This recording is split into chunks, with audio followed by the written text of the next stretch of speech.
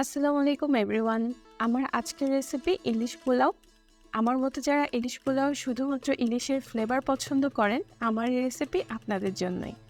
আমি অনেক কম মশলা ব্যবহার করে এই রান্নাটা করব, যে কারণে ইলিশের আসল স্বাদ এবং ঘ্রাণ দুটোই অটুট থাকবে।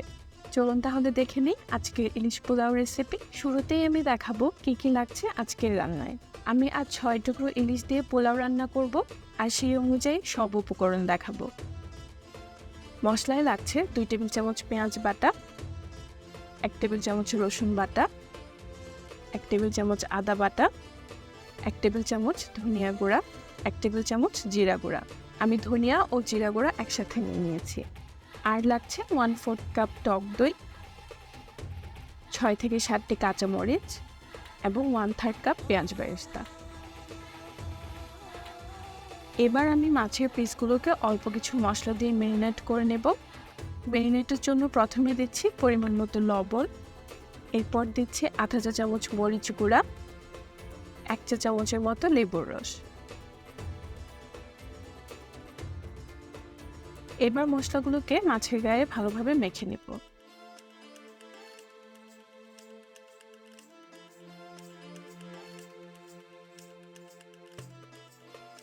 এখন চলে যাচ্ছি মূল রান্নায়। একটি ফ্রাই প্যানে তেল ঢেলে নিচ্ছি। তেল গরম হয়ে গেলে দিয়ে দেব পেঁয়াজ বাটা।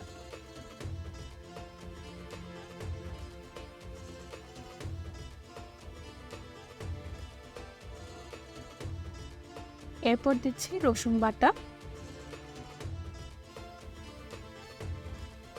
আর আদা বাটা।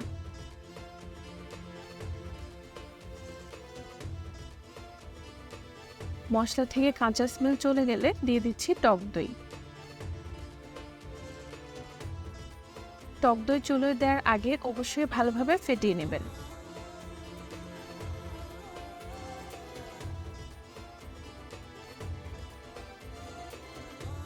এবার দিয়ে দিচ্ছি ধনিয়া আর জিরা গুঁড়া।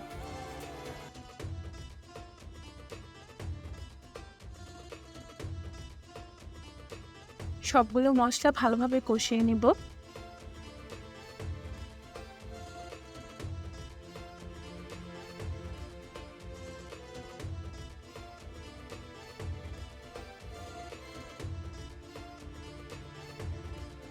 কষানো শেষে দিয়ে দিচ্ছি পেঁয়াজ বেরেস্তা।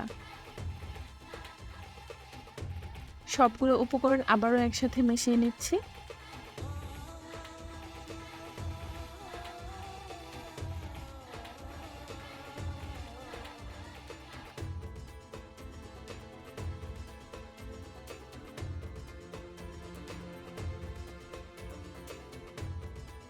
এবার এক এক করে ইলিশের টুকরোগুলো দিয়ে দিচ্ছি।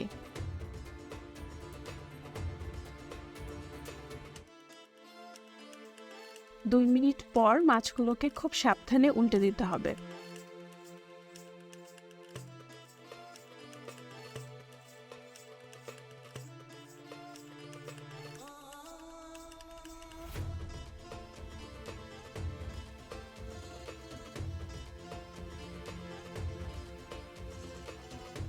এবার 1/3 কাপ কুসুম গরম পানি আর কাঁচামরিচ দিয়ে ঢেকে দেব 5 মিনিটের জন্য।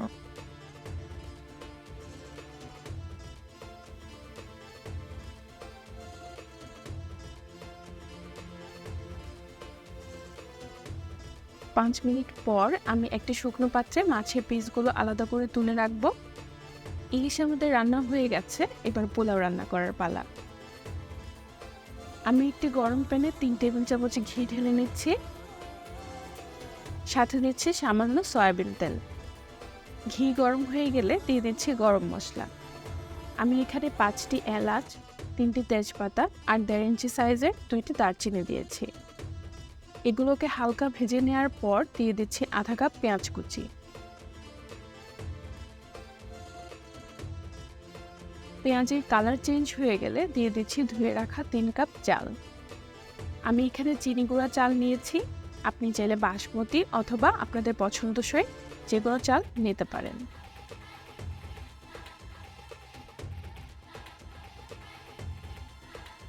এবার চালের উপর দিয়ে দিচ্ছি স্বাদ মতো লবণ, 1 চা চামচ আদা বাটা, 1 চা চামচ রসুন বাটা। এখন চালটাকে ভালোভাবে ভেজে নেব।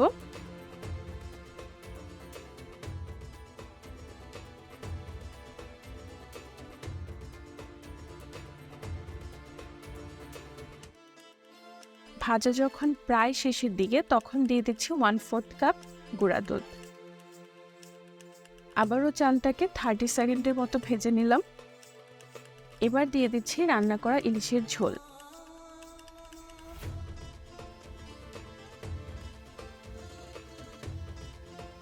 চালের সাথে খুব ভালোভাবে মিশিয়ে নিচ্ছি।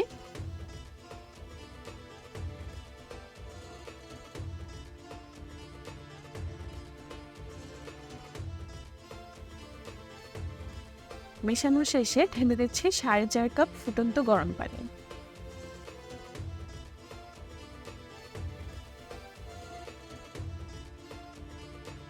অপেক্ষা করব চাল পানির উপরে উঠে আসা পর্যন্ত।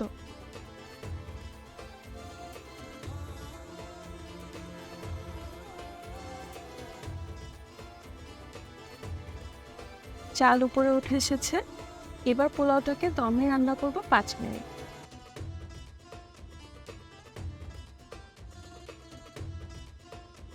পাঁচ মিনিট পর পোলাওটাকে উল্টে পাল্টে আবারও দমে রাখবো আরো 5 মিনিট।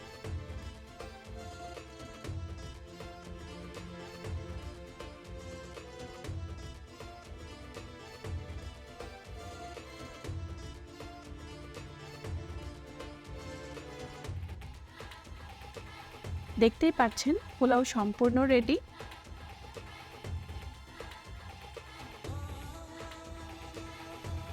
এবার পোলাওয়ের প্রায় হাফ পোর্শন তুলে রেখে পোলাওয়ের উপর দিয়ে দিচ্ছি রান্না করে রাখা ইলিশের পিসগুলো।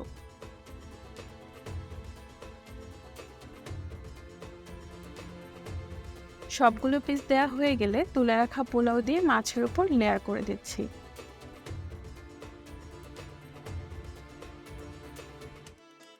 এবার বেরেস্তা উপরে ছিটিয়ে দিয়ে পোলাওটাকে আরো 2 মিনিট দমে রেখে দেব।